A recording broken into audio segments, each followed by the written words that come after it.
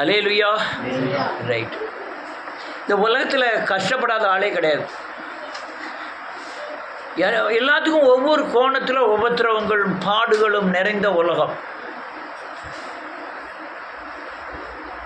அவமானப்படாத ஆளே கிடையாது, ஏமாற்றப்படாத ஆளே கிடையாது, நிந்தனையை ஏற்றுக்கொள்ளாத ஆளே கிடையாது, பசி பட்னியோடு இல்லாமல் இருந்த ஆளே கிடையாது. ஏன்னா இந்த உலகம் புறமே போராட்டம் நிறைந்த உலகம். இந்த உலகத்தில் இருக்கும் வரை மனிதனாக பிறந்த மாம்சத்தில் பிறந்த எல்லா மனுஷனுக்கும் நோவு உண்டு, வேதனை உண்டு. அல்லேலூயா. 2 காரியங்கள். ஒன்று, நீங்கள் பிசாசினாலே வேதனையை, உபத்திரவங்களை, துன்பங்களை நீங்கள் அனுபவித்தீங்கன்னா அதில் ஒரு பிரயோஜனம் கிடையாது. நீங்கள் அவ்வளவு துன்பத்தை அனுபவித்தாலும் நீங்கள் ஆயத்தப்படுவது நரகத்துக்கு தான். ஆனால் நீங்கள் தேவனுக்குள்ளே வந்த பிறகு துன்பப்படுவது எல்லாமே பரலோக ராஜ்யத்துக்கு ஆயத்தமாய் மாறும். எல்லாம் ஒரு படிப்பினையாய் மாறும். இயேசுவை போல மாறுவதற்காக உபத்திரவங்கள் மாறும். உபத்திரவங்கள் வேதவசனத்தின்படி நடப்பதற்காக மாறும். உபத்திரவங்கள் தேவனை அறிந்து கொள்வதற்காக மாறும். இப்படி உபத்திரவங்கள் பூராமே நம்மை தேவன் பக்கம் இழுக்கக்கூடிய, தேவனை சார்ந்து வாழக்கூடிய, பிசாசை ஜெயிக்கக்கூடிய, அல்லது அந்த பூமியில் வசனத்தின் அடிப்படையில் வாழ்க்கைகளை அமைத்துக்கொள்ள அந்த உபத்திரவங்கள் அப்படி ஆசீர்வாதமாய் மாறி போகும். எந்த உபத்திரவத்தில் இருக்கோங்கிறது தான் ரொம்ப முக்கியம். நீங்கள் பண ஆசை உடையவர்களாக இருந்து உலகத்தில் பண ஆசைக்காக நீங்கள் முயற்சி பண்ணிங்கன்னா அது பிசாசின் உபத்திரவங்களை சந்திக்க வேண்டியதாக இருக்கும். நீங்கள் அல்லலியா புகழுக்காக அல்லது இச்சைக்காக அல்லது இந்த பூமியில் உள்ள சுகபோக வாழ்க்கைக்காக படுகிற எல்லா உபத்திரவங்களும் பிசாசினால் வர்ற உபத்திரம். அதில் வந்து ஒருவேளை உங்களுக்கு நீங்கள் கேட்டது கிடைக்கலாம், பெற்றுக்கொள்ளலாம். ஆனாலும் அல்லலியா அது இந்த உலகத்தில் கர்த்தருடைய ஆசீர்வாதம் மட்டும்தான் ஐஸ்வர்யத்தை தரும். மற்றதெல்லாம் பிசாசினால் வருகிறது பூரா வேதனையை பெருக செய்யும். எல்லோரும் கேட்குங்களா? கேட்காம இருந்துட்டு நான் பாட்டில் கத்திக்கிட்டே இருந்துட்டு நீங்கள் பாட்டில் முன்னு இருந்துட்டு போயிட்டேன்னு போச்சு. கேட்கணும். அல்லேலூயா. ஆனால் நீ தேவனுக்காக படுகிற உபத்திரவங்கள், நீதியாய் நடப்பது நிமித்தம் படுகிற துன்பங்கள், பரிசுத்தத்துக்காக ஏற்படுகிற துன்பங்கள், உலகத்தில் இயேசு கிறிஸ்துவை சேவிக்கிறது மூலமாய் வருகிற சொந்த பந்தங்கள், ஜனங்கள் மத்தியில் இருந்து வருகிற துன்பங்கள், உங்களுக்கு பகிரங்கமாய் தேவன் உங்களுக்கு தங்குகிற இடமாய், தேவன் உங்களை நடத்துகிற வழிமுறைகளாய் அல்லது சாட்சியாய் அல்லது இயேசுவை போல மாறக்கூடிய காரியமாய் அது மாறி போகும். அதனால தான் நீ 2 உபத்திரவத்தில் எதை தேர்ந்தெடுக்குங்கிறது தான் முக்கியம். அநேகர் உலகத்தில் உபத்திர பசியாக இருந்து பட்டினியாக இருந்து பயங்கர வேலை பார்த்து பணங்களை சம்பாத்தியம் பண்ணுவார்கள். அந்த பணம் சம்பாத்தியம் பண்ணாலும் அந்த பணத்தை அனுபவிக்கக்கூடிய பலனை தேவன் அவருக்கு தருவதில்லைன்னு பிரசங்கி சொல்லுகிறார். பிரசங்கியில் எழுதியிருக்க அதை வேறொருவன் அனுபவிக்கிறான். இது மாயையும் மனசுக்கு சஞ்சலமாக இருக்கிறது என்று அந்த பிரசங்கியில் வாசிக்கிறோம். ஆனால் பூமியில் இருக்கும் வரை நம்ம தேவனை சார்ந்து வாழ்ந்து படுகிற உபத்திரவங்கள் உங்களுக்கு இந்த பூமியில் அல்லேலூயா நன்றியோடு கூட துதிக்கிறேன். தேவனுக்கு விரோதமான பிசாசின் கிரியைகளெல்லாம் நீக்கி உங்களை இயேசுவின் சாயலுக்கு ஒப்பாய் மாற்றிவிடும். விசுவாசத்தில் கிரியை செய்ய ஆரம்பிப்பீர்கள். மனிதனை சாராமல் வாழ ஆரம்பிப்பீர்கள். இயேசு உங்களுக்குள்ளே இந்த ஆலோசனை தந்து நடத்துகிற அல்லேலூயா ஒரு உன்னதமான ஜீவியத்தை பெறுவீர்கள். சமாதானமான வாழ்க்கை வாழ்வீர்கள். சந்தோஷமான வாழ்க்கை வாழ்வீர்கள். இந்த உபத்திரங்கள் பூராமே அநேக நன்மைகளை கற்றுக் கொடுக்கும். நான் பயங்கரமான உபத்திரவத்தை அனுபவித்தேன். அது எங்கள் அம்மா இருந்தால் கூட அது பயங்கர சம்மதிக்க மாட்டேன். அந்த உபத்திரவங்கள் தென்காசியில் வந்து இறங்கிட்டேன். யாருமே எனக்கு தெரியாது. எப்போ கிறிஸ்தாஸ் பிரதர் மட்டும்தான் தெரியும். அவங்க வீட்டில் கொண்டு போய் விட்டுட்டு போயிட்டார். அவர் 9 நாளாக 14 நாளாக அந்த வீட்டில் 4 பிள்ளைகள். அந்த இதுக்குள்ளே நாங்கள் 2 பிள்ளைகளை வச்சு இருக்க வேண்டியதாகிட்டு. அவர் வேலை செய்யாமல் அவர் தான் சாப்பாடு போடுறாரு. ஏன்ட்டு 10 பைசா கிடையாது. 30 ரூபாய் எவ்வளோ கொடுத்துட்டு போனார்னு நினைக்கிறேன். 80 ரூபாய் 30 ரூபாய் கொடுத்துட்டு போனார். ஒவ்வொரு ஹோட்டல்லையே போய் ஐயா வேலை இருக்கான்னு கேட்டுட்டு போனேன். நானும் கிறிஸ்தாஸ் பிரதரும் ரொட்டி சால்லாம் கடை வச்சுருந்தேனே தவிர ரொட்டி வீசெல்லாம் தெரியாது. அப்பப்போ ஒரு ரொட்டி 2 ரொட்டி அவனுக்கு வீசுறவனுக்கு கூட சேர்ந்து வீசுவேன், அவ்வளோதான். பருமாறுவேன், இதெல்லாம் செய்வேன். அவன் ரொட்டி வீசுறதுக்கு ஆள் வேணும் வரையலாம். நான் சரி ஆரம்பிட்டேன். அங்கே கிக்கான் மாதிரி இருக்கானு ஒரு 5-6 பேர். அவனு ஒரு மூட மைதாவை தட்டி அவன் மட்டும் செய்தான். என்னையை பற்றி சொன்னாலும் நான் இப்படி பேசுறேன். அதுக்குள்ள நீங்கள் போய் வெங்காயம் உரிக்க போய் கட்டான். இப்படி பல வேலைகளை செய்ய வேண்டியது இருக்கிற அநேக ஊழியர்களில் இதே மாதிரி நான் வேலை செய்ததை செஞ்சாங்களோ என்னமோ எனக்கு தெரியாது. பல வேலைகளை வேலையா போத்திரங்கள் நாம் இங்கே இருந்து நான் புளியற வரை என் கால் படாத முத்தமே கிடையாது, தெருவே கிடையாது, முத்தமே கிடையாது. எல்லா தெருக்களிலும் அடியே அலைஞ்சு கிளைஞ்சி இதெல்லாம் பயங்கரமான உபத்திரங்கள் எனக்கு கிடைச்சது. தாற்பயம் என்ன ஆசீர்வாதம் கிடைத்தது. இயேசுவை அறிந்து கொண்டேன், சத்தியத்தை புரிந்து கொண்டேன். யார் வந்தாலும் சரி, யார் அல்லையா என் பின்னால் வராட்டாலும் சரி, பணம் இருந்தாலும் சரி இல்லாட்டாலும் சரி, தேவனை சேவிக்க கற்றுக்கொண்டேன். எத்தனையோ போராட்டங்கள் குடும்பங்களில் வந்தது, ஒன்றாவது என்னை ஜெயிக்கவில்லை. எத்தனையோ வியாதிகள் வந்தது, எதுவுமே என்னை அல்லையா என்னுடைய தேவன் தந்த ஊழியத்தை தடை பண்ணவில்லை. அப்படி தேவன் இந்த உபத்திரவங்கள் அல்லையா தேவனுடைய ஊழியத்தை உறுதிப்படுத்தியது, தேவனுடைய வார்த்தையை எனக்குள் உறுதிப்படுத்தியது. ஆனால் உபத்திரம் ஒரு மனுஷனுக்கு ரொம்ப அவசியம். அதனால் இது புறமே புடங்கள். ஒரு வசனத்தை வாசிப்போம். யோபுவின் புத்தகம்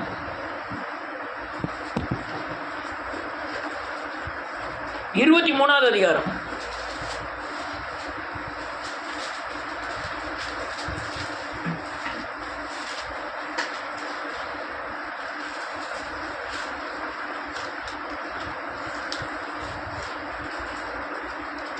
பதிமூணாவது வசனத்திலிருந்து இல்லை 8வது வசனத்திலிருந்து 23:8 அவர் இல்லை. இதுதான் நிலைமை. உபத்திரவத்தில் நீங்கள் நிற்கும் போது இயேசுநாதர் கூட வராற வழியானே தெரிய வச்சாது. முன்னால் போனாலும் உலகத்தை சேரக்கூடாது, மனுஷன்ட்டு துட்டு வாங்கக்கூடாது, என்னெல்லாமோ கட்டுப்பாடுகள் எனக்குள்ளே நான் விதிச்சுக்கிட்டேன். போய் சொல்லக்கூடாது, யாரையும் ஏமாற்றக்கூடாது. அவ்வளோ உப்பு வைக்கணும்னு போனேன். நான் போய் பார்க்க எல்லாம் நாளி வச்சு அளந்து போடுதோம். நம்ம நாளி வச்சு அளந்து கூட விடக்கூடாதுன்ட்டு பக்கா வச்சு தான் அளந்தணும். மெர்சியமாட்ட ஒரு பெரிய பக்கா வாங்கி அந்த பக்காட்ட அளந்தோம்னா அவன் 80 பக்கா அளக்கிறது, நம்ம 50 பக்கா கூட அளக்க முடியாது. பிறகு அந்த பக்காவை ரோசி அள்ளி வேறு போட வேண்டியது இருக்குது. உப்பு அளந்து போட்ட பிறகு அள்ளி வேறு போடணும். அவனுக்கு ஒரு நாளைக்கு 160 ரூபா கிடைக்கும் ஒரு மூடையை விற்றா. எனக்கு 80 ரூபா தான் கிடைக்கும். 80 ரூபா கிடைச்சாலும் மறுநாள் வந்து இப்படியாலும் டீ குடிக்க எனக்கு பைசா தாங்கம்மா. அந்த என் கூட விற்றவனு சொல்லலாம். இன்னொரு பெரிய பிரச்சனை, இன்னைக்கு அன்னைக்கு வெடிகாலம் போகிறேன், என் கூட சந்தவம்லாம் உப்பு விற்றுக்கிட்டு இருக்கானு. எத்தனை வருஷம் ஆச்சு? அவன் பல் போய் முடி வெள்ளையாகி மீசெல்லாம் வெள்ளையாகி அவன் உப்பு விற்றுக்கிட்டு இருக்கான். எனக்கு அந்த நிலைமையில் கர்த்தர் வைக்கலை. அல்லேலூயா, அல்லேலூயா. நம்ம எவ்வளவோ ஜோம் பண்ணுவீங்க, ஒன்றுமே பலப்படவே செய்யாது. அடுத்தால என்ன இருக்கு? காணேன். ஆமேன். உபத்திரவ நாட்டில் அதான் இடது பக்கத்தை பார்த்துலாம் அவர் இருக்க மாட்டாரு. வலது பக்கத்தில் எதை நம்பி போவீங்க? வேத வசனத்தை மட்டும் நம்பி போனோம். எவ்வளோ பெரிய உபத்திரம் தெரியுமா? பயங்கரமான உபத்திரவங்கள். அதில் தான் என்னை சுத்திகரித்ததே அந்த உபத்திரம் தான்.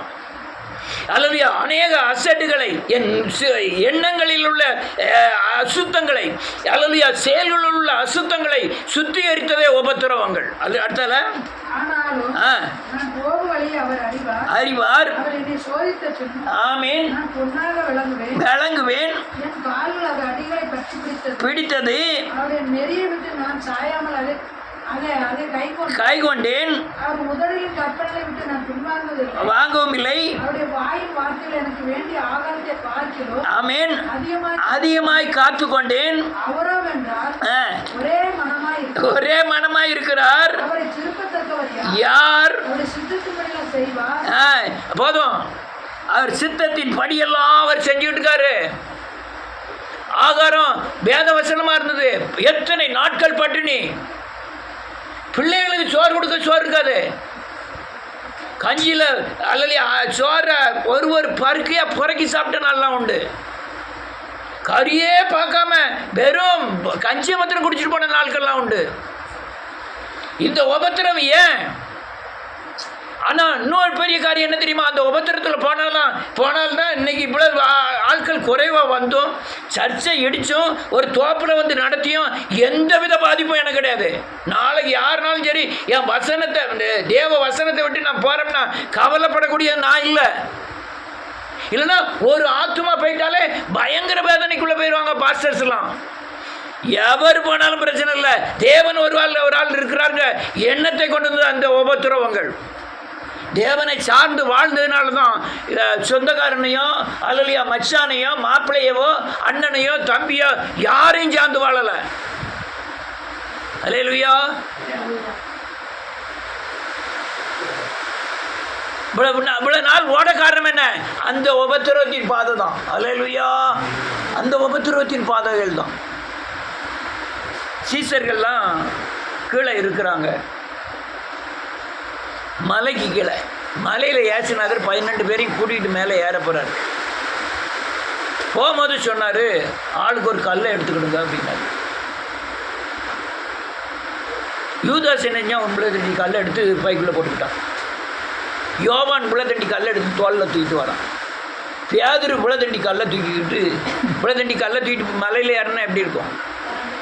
மலையிலேருந்து இறங்கிடலாம். நான் 3 வருஷம் மலை ஏறினேன்.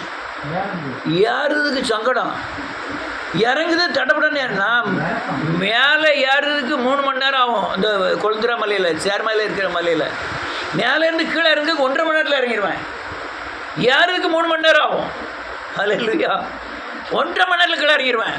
அதுவும் ஒரு கட்டு விரவை வச்சுக்கிட்டு விறுவிறுன்னு கீழே இறங்கிடுவேன். இந்த அதுவும் மழை நேரத்துலலாம் ஒரு பாறையில் காலை வைக்கிறதே ரொம்ப பயபத்திரமாக வைக்கிறோம், உருண்டுரும். நம்ம புள்ளதண்டி கல் தானே நினைப்போம், காலை வைக்கக்குள்ளே உருண்டுடும். வேகமாக இறங்கணும். அதெல்லாம் பெரிய கொடுமைகள். அது அதில் நம்ம நினச்சி பார்த்தாலே பயம்.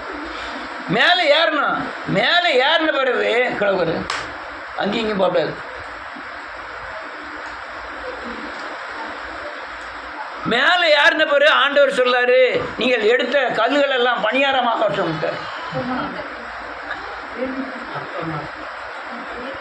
எந்த வருஷத்தில் எழுதியிருக்கு?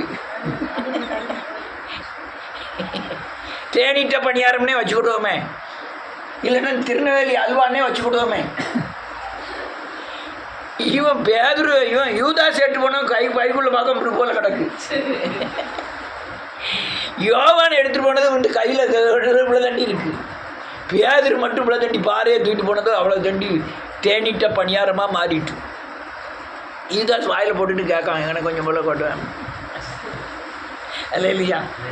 உபத்திரம் நன்மையை கொண்டு வரும். அந்த நேரத்தில் உபத்திரம் உங்களுக்கு சங்கடமாக இருக்கும். அந்த நேரத்தில் படிக்கிறது பாடம். உபத்திரத்தின் பாதையில் போகாத யாருமே தேவனுடைய ஊழியங்களை செய்வதற்கு தகுதி இல்லாதவர்கள். உபத்திரத்தின் பாதையில் போனவர்கள் எல்லாம் அதுதான் எரிந்து பிரகாசிக்கிற விளக்கு. என்னைக்கு எரிந்தீங்களா நீங்கள் பிரகாசிப்பீர்கள் ஒரு நாள். அல்லேலூயா. இப்போ நம்ம எழுப்புதலில் சொல்லக்கூடிய அநேக சத்தியங்களை அநேகர் புரிந்து கொள்ள முடியாத காரணம் என்னன்னா, இந்த உபத்திரத்தின் பாதையில் கிடைச்ச சத்தியங்கள் ஒருத்தனுக்கு முடிய மாட்டேங்க, ஒருத்தனும் ஏற்றுக்கொள்ள மாட்டேங்கான். அல்லேலூயா. பணத்தை விட தேவன் தான் பெரியவர்னு சொல்கிறேன். சிரிக்கா என்னை பார்த்து. பணத்தை விட தேவன் பெரியவரா இல்லையா? பணத்தை விட தேவன் அவங்க 4 பேர் இருந்துச்சிருக்கா அப்படின்னுட்டு என்னையா அது, என்ன இது? ஆனால் இந்த உபத்திரவங்கள் நம்முடைய பதரை பூரா நீக்கிறோம். ஆனால் இந்த உபத்திரவம் தேவனை மறுதலிக்க வைக்கும். ஆனால் மறுதலிக்க விடாமல் பரிசுத்த ஆவியானவர் இன்னும் உபத்திரவத்தை கொடுத்து தேவனை சார்ந்து கொள்ள வைப்பார். அல்லேலூயா. சார்ந்து கொள்ள வைப்பார். என பெரிய ஆச்சரியமான காரியங்கள் நடந்தது. ஜாதி வெறி பிடித்தவன் அவங்க மத்தியில் தான் சொல்லுவேன், கோபப்பட்டாங்க. அல்லேலூயா. ரொம்ப ஜாதி வெறி பிடிச்சவன், இளைஞரணியில் தலைவராக இருந்தேன். இன்றைக்கி அவர் செத்து போயிட்டார். இது என்னது கேபி ஆளுங்க சிஎன் கிராமத்தில் அவர் வயசுல ரொம்ப இருந்தது. அப்பமே ஊத்துமலை ஜமீன் வந்து என்னை வந்து பார்க்க வந்தார். இளைஞரணி தலையாரான கணபதியின் பேரெலாம் சாதி பேர் சாதி சொன்னோம்னா அது இதாயிரும். அதெல்லாம் அவர் வந்து என்னை பார்க்க வந்தார். நான் இளைஞரணி தலைவர் வந்து அநேகர்கிட்ட கூப்பிட்டு போய் காமிச்சேன். போய் இவர்கிட்ட பேசுங்க, இவர்கிட்ட பேசுங்க. அந்த சமுதாயத்தை கட்டி எழுப்புறதுக்கு அவ்வளோ முயற்சி பண்ணேன். அல்லேலூயா. எப்படிங்க வந்தோம்னு எனக்கு தெரியல. இயேசுவை நேசிக்கிறவர்களை நேசிக்க வைச்சதே இந்த இயேசு தான். அல்லேலூயா. இயேசுவை நேசிக்காதவர்களை அவன் எந்த ஜாதியாக இருந்தாலும் நேசிக்க விரும்புவதில்லை. இயேசுவை நேசிக்கிறவன் எந்த ஜாதியாக இருந்தாலும் நேசிக்க வைத்தது தேவன். அது ஒரு பிசாசு. ஜாதிங்கிறது ஒரு பிசாசு. இந்த உபத்திரம் தான் அந்த ஜாதி தன்மையை என்னை விட்டு நீக்கியது. அல்லேலூயா. பல காரியங்கள் சுவாபத்தை மாற்றியது, இயேசுவை போல மாற்றியது. இந்த பூமியில் பணத்தை நம்பாமல் இயேசுவை நம்ப வைத்தது, மேன்மையை நம்பாமல் புகழ்ச்சியை நம்பாமல் இயேசுவை நம்ப வைத்தது. எல்லாமே இந்த உபத்திரவத்தின் பாதைகள் தான். இதெல்லாம் எனக்கு ஈயமாக இருந்தது. இதெல்லாம் எனக்கு பதறாக இருந்தது. வாசிப்போம் ஒரு வசனத்தை. லூக்கா எழுதின சுவிசேஷம் 22வது அதிகாரம்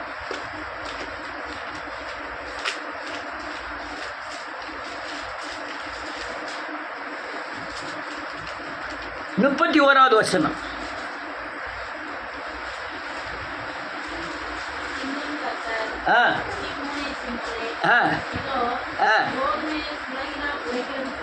ஆமென்.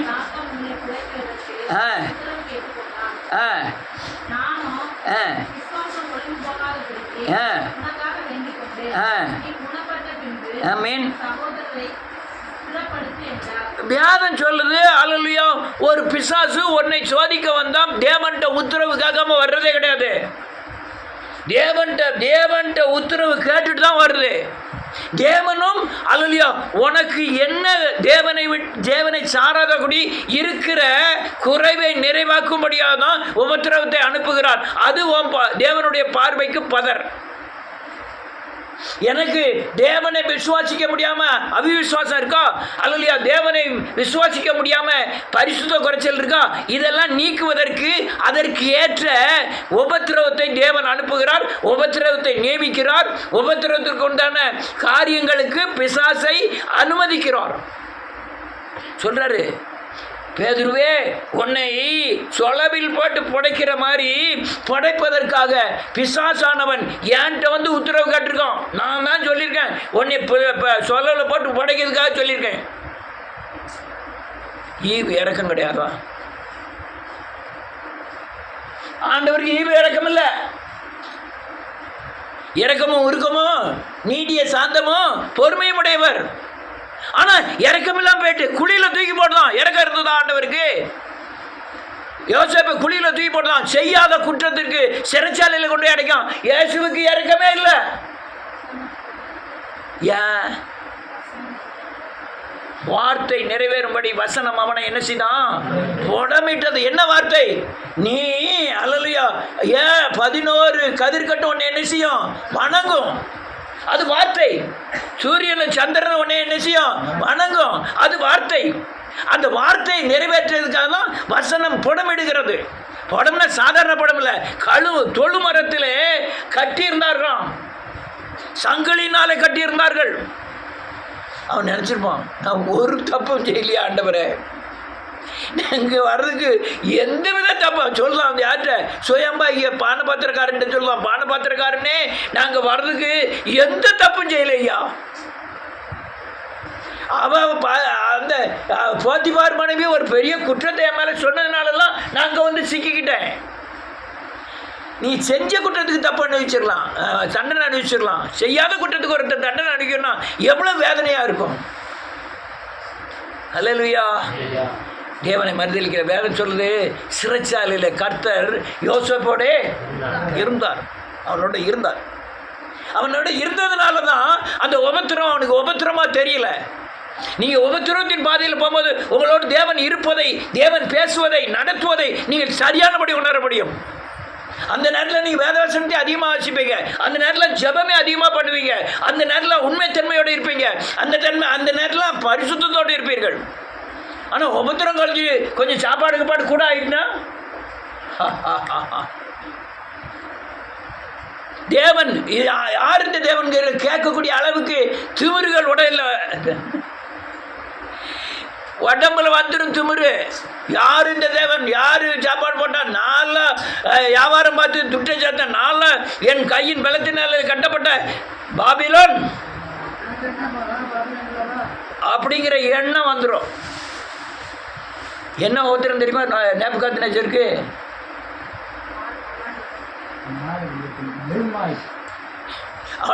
உடனே நகர்லாம் செதில் விழுந்துட்டுதான், முடியெல்லாம் மேலே முளைக்க ஆரம்பிச்சுட்டுதான், பனியில் பிழைச்சானாம், சோர்த்திக்கு முந்தி மாறி புல்ல தின்னானாம், உபத்திரமா. அல்லேலூயா. அடுத்த என்ன இருக்கு?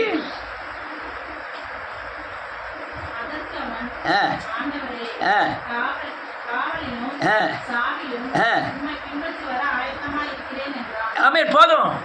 இவன் சொல்ல காவலிலும் சாவிலும் நான் உண்மை பின்பற்றுவேன் ஆண்டவரே, எனக்கு உபத்திரம் வராது. அல்லேலூயா. என்ன உபத்திரம் பாருங்க. அடுத்த வசனம். பேதுருவே,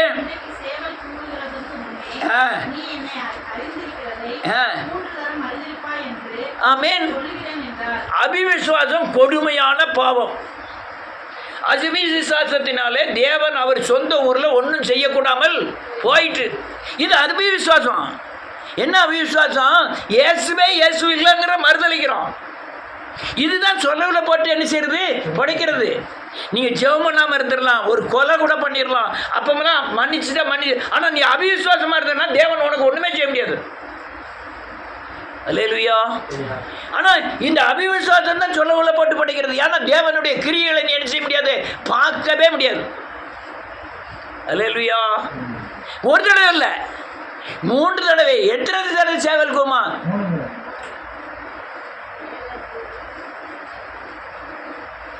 இன்றைக்கு சேவல் கூறுறதுக்கு முன்னே நீ என்னை 3 தடவை மறுதளிப்பாய். உடனே சேவல் கூயிற்று, மறுதளிச்சிட்டான். அல்லேலூயா. நீங்கள் என்னைக்கு இயேசுவை இயேசு அல்லென்றும் வசனத்தின்படி நடக்கலையோ, நீங்கள் தேவனுக்கு முன்பாக தேவனை மறுதளிக்கிறீர்கள். உங்களுக்கு ஆயத்தமாக இருக்கிறது சொலவு. வீட்டில் உள்ள சொலவு கிடையாது. சொலவு எதுக்கு? சொலவு எடுத்து என்ன செய்விய? கல், கருப்பரிசி, உமி, இதெல்லாம் என்ன செய்யணும்? புடைக்கணும். அது இந்த அடி இப்போ அந்த ஆளுகள்லாம் சொலவு புடைக்க காணல. இங்கே இவ்வளோக்கான அரிசி கிடக்கும், இங்கே புடைச்சி இவ்வளோக்கான இருக்கும், முன்னால் இவ்வளோக்கான உமி கிடக்கும். உட்காந்து இந்த துணியெல்லாம் அப்படி கட்டிவிடுவாங்க. பொம்பளை பார்த்துருக்கீங்களா?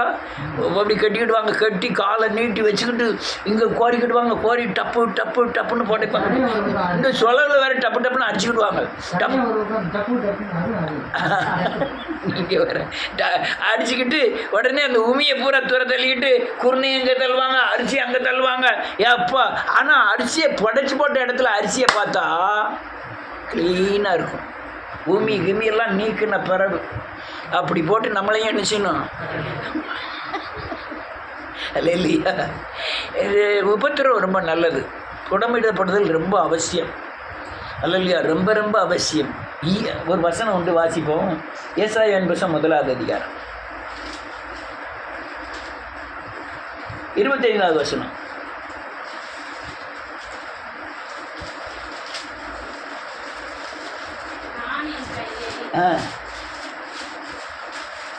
நான் என் கையை உன்னிடமாய் கொடுத்தேன், உன் களிம்பு நின்று உன்னை சுத்தமாய் புடமிட்டு உன் ஈயத்தை எல்லாம் நீக்குவேன். ஆமீன். ஏசாயா சொல்றாரு, களிம்பு நீங்க உன்னை புடமிட்டு ஈயத்தை பூரா நீக்க போறேன், சுத்த பொண்ணாக விளங்குவாய். நான் புடமிட்ட பெண் எப்படியா விளங்கணும்? சுத்த பொண்ணாக விளங்குவேன். அநேக ஊழியர்கள் புடமிடப்படாதனால்தான் வசனத்தை வசனமாய் பிரசங்கிக்கிறார்கள், சத்தியமாய் பிரசங்கிக்கலை. நான் மேன்மை சொல்ல, எத்தனை பேர் சொந்தக்காரங்க இருக்காங்க, யாருக்கும் போய் நின்னதே கிடையாது.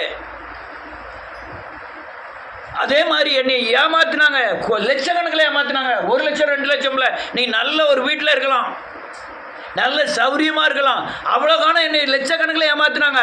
ஆனால் லட்சக்கணக்கில் ஏமாத்தினாலும் ஏசு பெரியவரா பணம் பெரியவரா நினச்சி பணம் போனாலும் பரவாயில்ல, ஏசு போதுங்கிறதுனால பணம் பாதிப்பு வந்தாலும் எந்த காரியமும் என் இருதயத்தை பாதிக்கவே இல்லை. அல்லேலூயா. 100 ரூபா கிளை போட்டாலே 2 நாள் சாப்பிடாம இருந்து 100 ரூபாய் சரி பண்ணுவாங்க ஆட்கள்.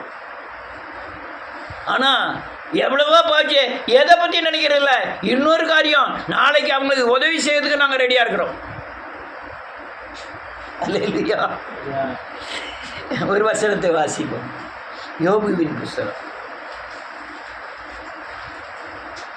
முடிச்சிட்டேன். 1ஆவது அதிகாரம் 1 வசனம்.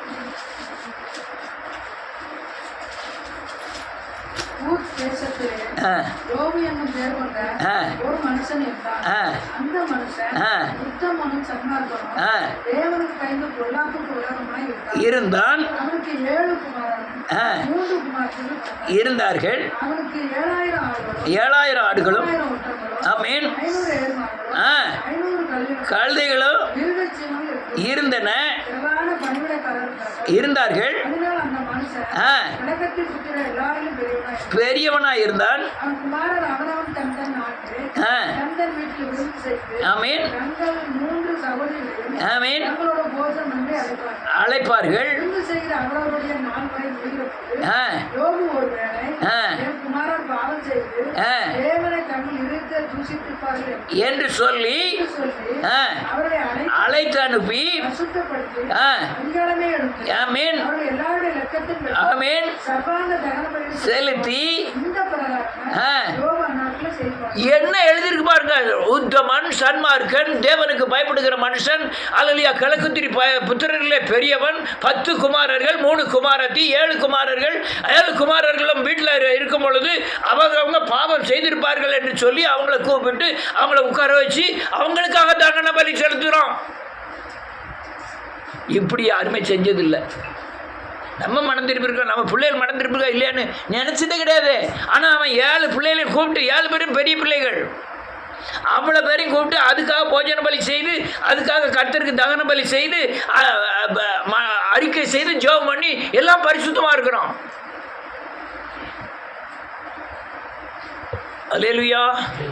பலின்னா சாதாரண கிடையாது. அப்போமெல்லாம் பலியில் கொஞ்சம் இம்மி அளவு தவறுனாலும் ஆள் க்ளோஸ் ஆயிடுவான். ஆனால் அவன் கரெக்டாக செய்தான் எல்லாத்தையும். இவனுக்கு படம் வேணுமா?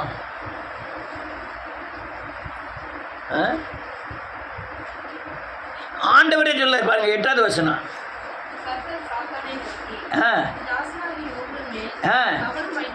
கவனம் வைத்தாயோ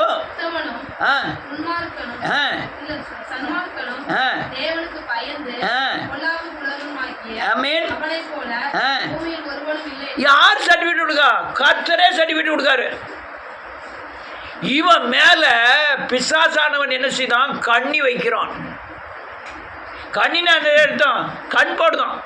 நல்ல கேளுங்க.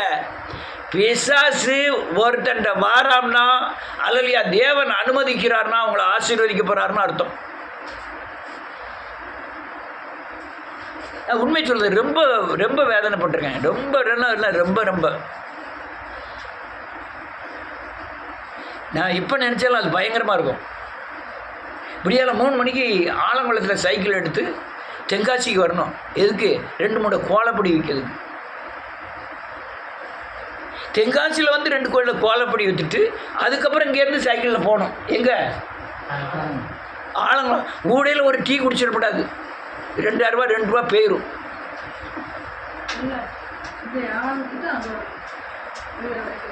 வந்துட்டு அங்கே வரணும். என்ன அதை இப்போ நினச்சாலும் பயங்கர வேதனையாக இருக்கும். நீங்கள் அசால்ட்டாக 100 ரூபா 200 ரூபா லேசாக அப்படி செலவழியுது. அன்றைக்கி 2 ரூபா டீ குடிக்கிறதுக்கு வழி இல்லை.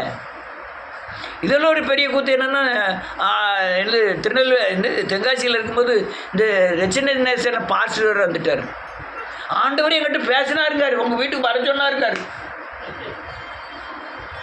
அவர் வந்தாருன்னா எனக்கு வயிறு பசிக்கு சாப்பிடணுங்காரு.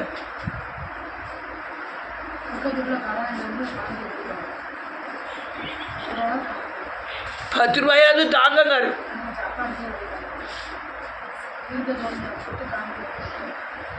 நாளைக்கு சட்டியா வீட்டில் போய் 10 கப் தான் கேட்கணும். எப்படியா சாப்பாடு வேணும்.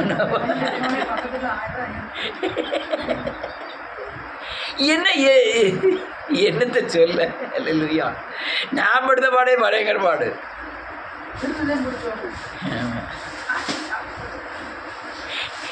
ரெண்டே சாரம்.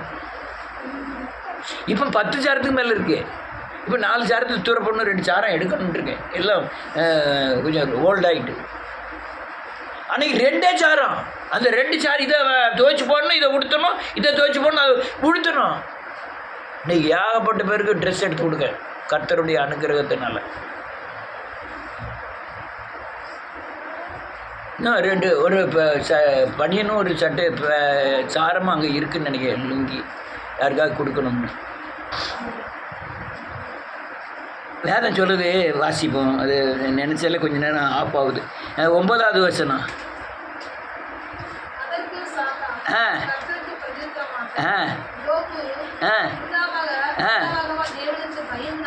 ஆமென். அவனையும் அவன் வீட்டையும் எல்லாவற்றையும் வேலி அடக்கவில்லையோ. ஆமென். நல்ல கலந்த உங்க ஆசீர்வாதம், உங்க சம்பத்து, உங்க வீடு, உங்க பிள்ளைகள் எல்லாவற்றிலும் இயேசுவின் பலியாகிய ரத்தம் வேலியாய் அமைக்கப்பட்டிருக்கு. அதான் பிசாசு உங்களை தொடல. நீங்க சேவிச்சு வந்த பிசாசு சாதாரணது இல்லை. தலைமுறையா எத்தனையோ பேர் உயிரை வாங்கிட்டு உட்கார்ந்துட்டு இருக்கோம். எத்தனையோ பேரை அல்லடியா என்னது கொந்தலும் கொதறலுமாய் அல்லடியா வேதனையோடு கொன்னுட்டு உங்களையும் கொல்லும்படியாதான், உங்கள் சொந்த பந்தங்களை கொல்லும்படியாதான் அவங்க வீட்டில் உட்காந்துக்கிட்டு இருக்கான். ஆனால் அவன் பிடியில் இருந்து அவனுடைய ஆளுகையில் இருந்து தேவனை ஆளுகைக்கு வந்திருக்கீங்க. யான் தொடலை? யான் தொடலை? உங்கள் வீட்டு வாசல் படியில் வந்து நின்னோம்னா உங்களுக்கு தெரியுமா? தெரியாது. உங்கள் வீட்டுக்குள்ளே வந்து இருந்தோம்னா தெரியுமா? ஆனால் வேதம் சொல்லுது, எல்லாவற்றையும் தேவன் வேலி அடைத்து என்ன செஞ்சிட்டு இருக்காரு?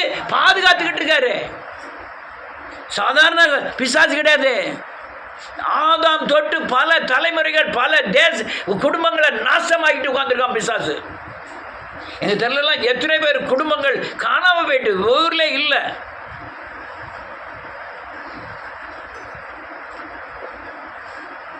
ஒரே குடும்பம், ஒருத்தர் இருந்தார். அவருக்கு ஏகப்பட்ட வயக்காடு. உடனே அவர் தம்பி மகனை, ஒரு பையனை, பிள்ளைகள் இல்லை, தம்பி மகனை எடுத்து வளர்த்தார். அவருக்கு 3 பிள்ளைகள், 2 பொட்டை பிள்ளைகள், ஒரே ஒரு ஆம்பளை பையனும் மனநோய். மாடு பார்த்தா 50 மாடு இருக்குது. 2 வேலைக்காரங்க, வண்டி மாடு, பால் மாடே பார்த்தா 5-6 மாடு எப்பவும் பால் கறந்துக்கிட்டே இருக்கும். வயக்காடு பார்த்தீங்கன்னா சேர்மாதிபத்தில் ஏகப்பட்ட வயக்காடுகள். ஆனால் ஒரு பையனும் தத்து எடுத்து வளர்த்தது. அடுத்தால ஒரு பையன் பிறந்தான், அவனுக்கு மனநோய். எங்கனையா கொட்டடிச்சுன்னா தக்கன்னு துணியெல்லாம் அவுத்து போட்டுட்டு கடன்னு ஆட ஆரம்பிச்சிருவான். கோலம் அடிச்சுக்கிட்டே இருப்பான். அவனுக்குன்னு ஒரு கல்யாணத்தை முடித்தாங்க. அந்த பையனையும் கூப்பிட்டு வந்து ஒரு பிள்ளையை பார்த்து, ஒரு ஏழை எளிய பிள்ளையை பார்த்து கல்யாணம் முடித்தாங்க. அது கொஞ்ச நாள் இருந்தது, ஓடிக்கிட்டு எங்கேயோ போயிட்டு அது இறந்து போச்சு. அவன் இறந்து போயிட்டான். பெரியம்மாவை ஒரு 3-4 பிள்ளைகளை விட்டுட்டு அவன் இறந்து போயிட்டான். அடுத்த மகளுக்கு 3 பிள்ளைகள். இப்போ இந்த சொத்தெல்லாம் வச்சுக்கிட்டு இந்த நடுவில் பிள்ளை மட்டும்தான் எல்லா 6 பிள்ளைகளையும் பார்த்துக்கிட்டு இருக்கிற சொத்துக்களை பார்த்துக்கிட்டு உட்காந்துக்கிட்டு இருக்கு. என்னையா வாழ்க்கை?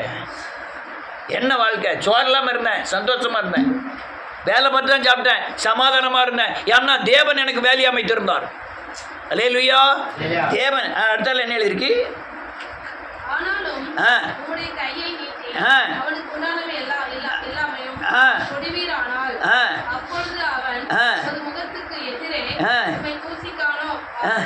அவனுடைய நோக்கமெல்லாம் தேவனை தூசிக்கணும்.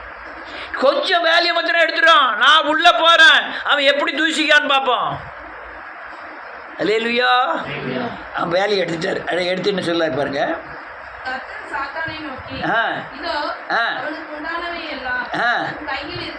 உன் கையில கொடுத்துட்டேன்.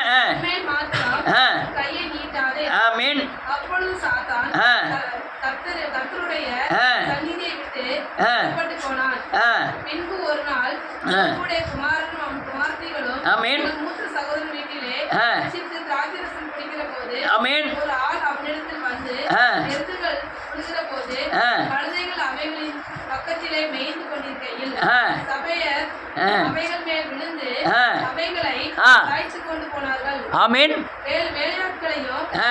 கரிக்கால் வெட்டி போட்டார்கள். ஆ. நான் ஒருவன் மாத்திரம் தப்பி ஆ. இதை உமக்கு அறிவிக்கும்படி வந்தேன் என்றார். போதும், நான் வேகமாக சொல்லி முடிக்கணும். நான் டயத்தை பார்க்காம இருந்துட்டேன். எல்லாரும் அப்படி உருளுது பார்த்தா பின்னால் டயத்தை பார்த்தேன். அல்லேலூயா, அல்லேலூயா.